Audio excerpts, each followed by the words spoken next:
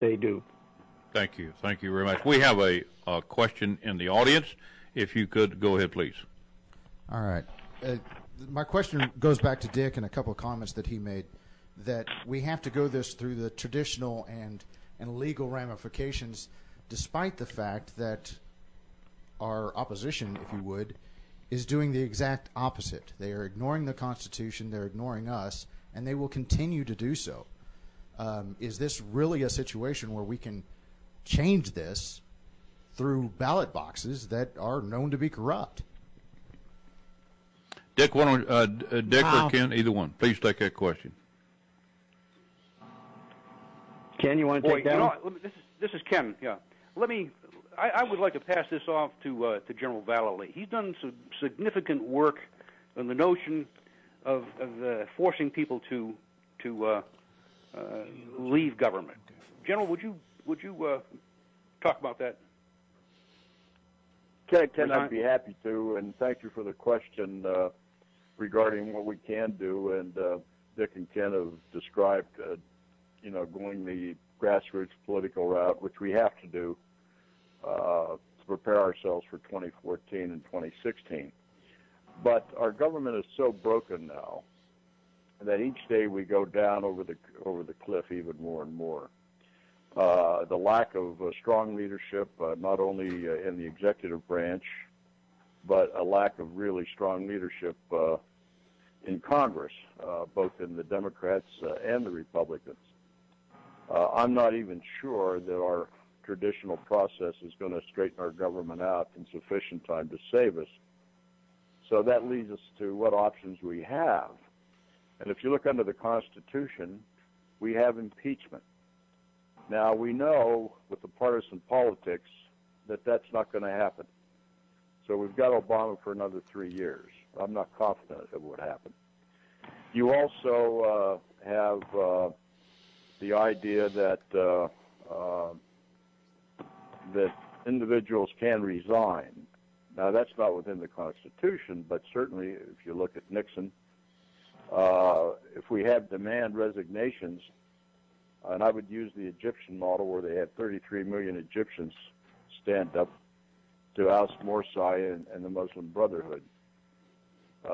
We need millions to stand up in our state capitals and in Washington, D.C., and we need to have that done within the next 12 months. Because I can tell you, my forecast, things are going to get far worse than better, especially with Obamacare and the other things that are happening to degrade the effectiveness of our federal government. Our government is so broken now that they can't even help themselves. So what do we do as people? Let it go on and go through the normal election process and hope it'll get better? Hope is not a strategy, by the way. Or do we go under the latest writings that we've just put out in the last 48 hours, that in fact we need something as a no-confidence vote, as in the parliamentarian system, that the Constitution doesn't quite cover. But certainly there ought to be legislative action that can be taken if we had anybody in Congress that has the courage to stand up and say, let's legislate a no-confidence vote in the executive branch and leading our government further over the next year, second year, and third year until 2016. So what we're doing now is giving alternatives out there and options to the American people to stand up, require a no-confidence vote, and I would even legislate to get a national recall going.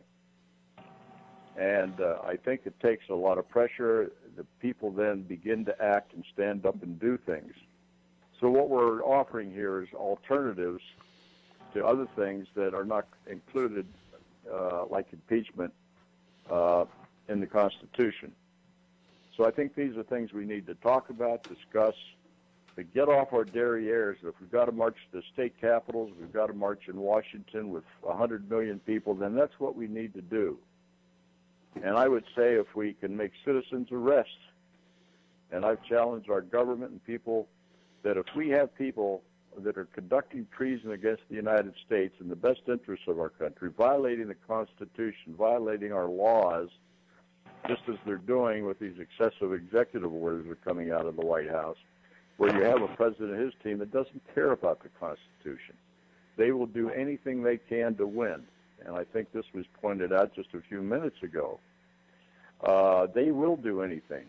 They will go for the throat. Yes. And that's what we have to do because we're in battle to save the United States. So we have options out there, and we have to pursue all of those options to take the country back. So I'll rest my case on that. There you go. Thank you. And, you know, just to interject there, we need to bring great pressure. I think the Egyptian model, I mean, my God, look what they did with Facebook. They brought great pressure and caused that government to change. Now they caused it to change back when they saw what they had. It was incredible. Exactly. What we saw. It was incredible. It was a masterpiece. Yes, it was. And I said back then, these guys are showing us the blueprint. Martin Luther King has already shown us that. Really, but well, that's what we need is a blueprint for victory in the battle for America. Yes, that should be our theme. Yes, song. sir. I'm going to go to real quick to an online call. They've been waiting for a long time. We're going to do one. Let's see who this is. Do you have a question? Your number is 11111. I don't know what that is. Hello? Hello. Yes, sir. You got a question for the gentleman, the generals? Yeah, I have a question. Yeah. Okay. First of all, I know a number of the gentlemen that have been speaking. This is Blaze. And, hey, Blaze. Hi, guys. Wonderful job you're doing, and you have my full support. My question, and maybe this is to General Valley, because I sense the same kind of thing. Timing is so much of the essence. I think many citizens feel, do we have until 2014 to hopefully make a political change, or will the government, will something be created to cause that not to happen? And that's a lot of the concerns that I hear from people I talk to. I don't know if anybody can address that. Anybody want to try and address that one? Yeah, let me address that one real quick. Our Special Operations Speaks group knows Charles Woods very well. He was the father of Ty Woods, and we had him with us in Washington, and I helped prep him for the congressional hearings. But Charles, that morning when I was talking to him, who had lost his son in Benghazi, he said, Paul, things seem to be so broken that it may require only divine intervention. And so I'm looking out there at the options. We definitely need divine intervention, but we also have to be masters of our destiny and captains of our soul. That means that we have to do things to move forward, and hopefully divine intervention will lead us the right way. Thank you, Blaze, and thank you, General. We have a question on the floor. Please state your question. Go ahead. This will be either to the General or to anyone there. As I have done some studying, right after World War II, there was a mayor election in a little town in southern Kentucky. And the operation that they used to correct it got a lot of attention, and it has been suppressed since then. You think we could use it once again? I'll let Larry Kenner or Dick take that one if you'd like. Can I get some clarification? This is Ken. Could I get some clarification on that? Are you talking about the Tennessee event out there? Pardon me, yes, it is a Tennessee event. I said Kentucky, pardon me. Yeah. That was Athens, Athens, Tennessee. Athens, Tennessee. Athens, Tennessee. That's correct. Yes. Yeah. I know the whole town well. Go ahead, Kenneth. You've got the floor. Yeah, I sort of stepped on this one, didn't I? It's a tough one. Yeah. Well, I'll tell you what. We each and every one of us are our own first responders. Okay. People like to say that the local police department and the fire department and whatnot are the first responders, but they're our backup. So we have got to take the lead. We know we're right. We know what our rights are.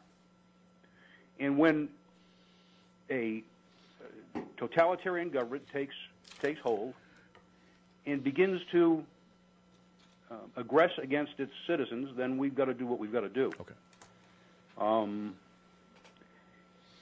I would urge everyone to be armed, to be trained, and to have a basic plan for protecting themselves, their families, and their communities. You can't do much more than that. Yeah. More eloquent people than myself are going to have to convince the American people, as General Vallely pointed out, to rally to the state capitals and to Washington, D.C., and make a show of force sufficient to have these people, these tyrants, step down from office or be forced out of office. We don't have much choice in the matter as the way things are developing. So I'll leave it at that. There you go. I hope I answered the question. Right.